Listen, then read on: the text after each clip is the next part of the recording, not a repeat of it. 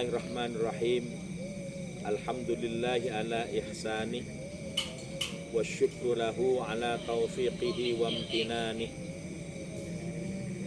Wassalatu wassalamu ala nabiyyihi wa rasulih Sayyidina wa habibina wa syafi'ina wa qurrati a'yunina wa maulana Muhammadin wa ala alihi wa sahbihi wa man tabi'ahum bi ihsanin ila yaumiddin. Para pemirsa yang dirahmati Allah Subhanahu wa taala, yang berbahagia karena kita semua berada di bulan yang penuh dengan ampunan Allah Subhanahu wa taala. Para pemirsa yang saat ini sedang berbahagia karena sudah menjelang berbuka puasa, tentunya kita sebagai orang-orang yang beribadah puasa semuanya akan merasa gembira apabila beduk maghrib sudah akan kita dengarkan. Akan tetapi pada kesempatan kali ini ingin saya sampaikan sehubungan dengan mengapa kita ibadah itu sulit untuk bisa istiqomah. Padahal junjungan kita Nabi besar Muhammad sallallahu alaihi wasallam telah menyampaikan afdalul ibadah atau afdalul a'mal adwamuha wa in qalla. Lebih utamanya amal ibadah itu adalah istiqomah.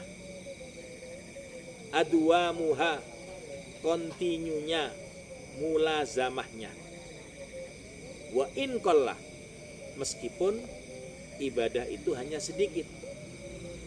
Apalagi kita bisa menjalankan banyak ibadah, berbagai macam amal soleh, dan itu kita kerjakan dengan istiqomah. Tetapi berbicara tentang istiqomah ini tidak mudah. Jangankan kita sebagai orang awam, sebagian dari orang-orang yang memiliki kedudukan itu pun juga sulit untuk mencapai istiqomah. Oleh karena itu, pada kesempatan yang barokah ini, dan mudah-mudahan di tempat yang penuh dengan barokah ini, kita bisa bersama-sama mengambil ilmu dari apa yang disampaikan yaitu oleh Imam Hatim. Di mana suatu saat Imam Hatim ditanyakan oleh muridnya, qila li Hatim ala ma buniyat amaluk, wahai Imam Hatim, apa landasan amal jenengan?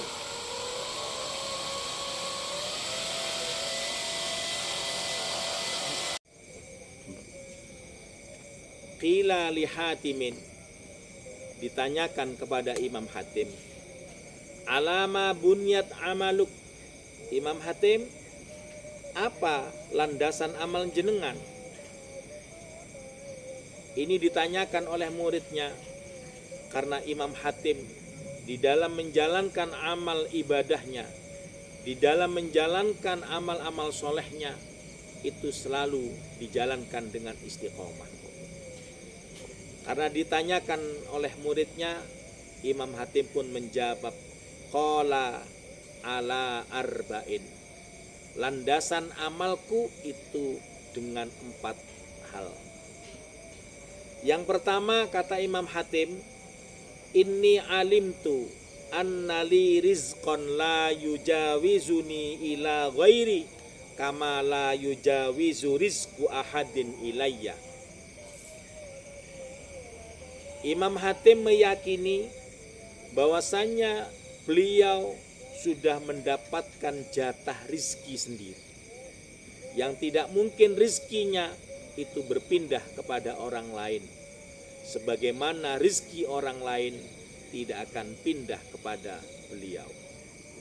Ini perlu ma'asyiral hadirin, karena di antara yang bisa mencegah terhadap keistiqomahan kita, yang bisa mengganggu terhadap keistiqomahan kita di dalam beramal soleh, di dalam beribadah, termasuk ibadah puasa, termasuk ibadah sholat atau ibadah-ibadah yang lain, itu adalah urusan rizki. Dimana kita kalau sudah dibenturkan dengan urusan rizki, itu tidak sedikit yang tergoda. Di saat dia beribadah baca Al-Quran, tapi sudah ada panggilan yang sehubungan dengan rizki, maka dia tinggalkan baca Qurannya. Yang biasanya menjalankan sholat duha, tapi karena ada urusan bisnis yang di situ kelihatan hasilnya, maka juga tidak jarang ditinggalkan itu sholat duha demi mengejar daripada usaha, yaitu untuk mendapatkan rezeki tadi. Oleh karena itu, kalau kita ingin betul-betul istiqomah di dalam beribadah, sehingga ibadah kita betul menjadi ibadah yang afdol di sisi Allah Subhanahu wa taala, maka yakinlah untuk uruskan rezeki kita sudah mendapatkan jatah yang pasti dari Allah Subhanahu wa taala, sehingga kita tidak perlu ragu rezeki kita akan berpindah kepada orang lain. Yang kedua, Imam Hatim menyampaikan, alim tu anna aliyya fardun la yuaddihi ghairi fa ana masghulun bih. Imam Hatim menyadari bahwasanya Imam Hatim di samping mendapatkan hak-haknya, juga menyadari kalau beliau itu memiliki kewajiban-kewajiban, yang mana kewajiban itu tidak bisa dilakukan kecuali oleh dirinya sendiri. Dan itu juga berlaku bagi kita, di mana kita semua memiliki kewajiban dari Allah Subhanahu wa taala. Yang kewajiban-kewajiban itu termasuk puasa yang pada hari ini, pada bulan ini kita jalankan, sudah barang tentu harus kita jalankan sendiri, yang tidak mungkin bisa diwakili oleh orang lain. Dan apabila itu kita menyadari, tentunya kita harus berlomba-lomba, harus berusaha sekuat mungkin bagaimana sekiranya kita bisa menjalankan ibadah dengan istiqomah, termasuk puasa kita.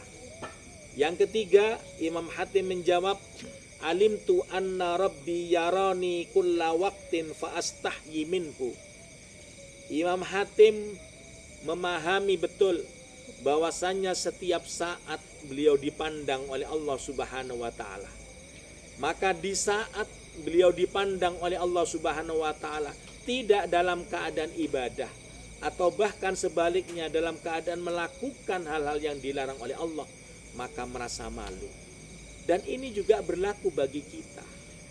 Apabila kita merasa selalu dilihat oleh Allah, dipandang oleh Allah, dibersamai oleh Allah, maka tentunya kita ingin selalu bagaimana membuat Allah itu ridho, membuat Allah itu senang melihat kita. Dan tentunya Allah sangat senang apabila kita, waktu-waktu kita itu diisi dengan ibadah kepada Allah Subhanahu wa taala. Bisa melalui zikir, bisa baca Al-Quran, sholat-sholat sunnah, ataupun ibadah-ibadah yang lain. Dan yang keempat yang menjadikan Imam Hatim istiqomah di dalam menjalankan segala ibadahnya, beliau mengatakan, alimtu anna li ajalan yubadiruni fa ana ubadiru. Imam Hatim memahami betul bahwasannya Imam Hatim juga ada atau memiliki ajal, yang mana apabila sudah sampai pada ajalnya, maka siapapun tidak bisa mengundurkan, tidak bisa memajukan barang sesaat. Dan itu juga berlaku untuk kita. Kita semua hidup di dunia tidak mungkin akan hidup abadi. Jangankan kehidupan kita yang abadi, Semua yang kita miliki pun itu tidak bisa menjadi sesuatu yang abadi. Lebih-lebih nyawa kita. Setiap orang itu memiliki perjanjian dengan Allah Subhanahu wa Ta'ala. Yang kita pahami itu adalah ajal. Dan apabila ajal itu sudah sampai, maka dimanapun dan kapanpun pasti akan datang kepada kita. Jangankan kita ada di alam terbuka, kita ada di dalam batu pun akan didatangi oleh malaikat Israel untuk mengambil nyawa kita.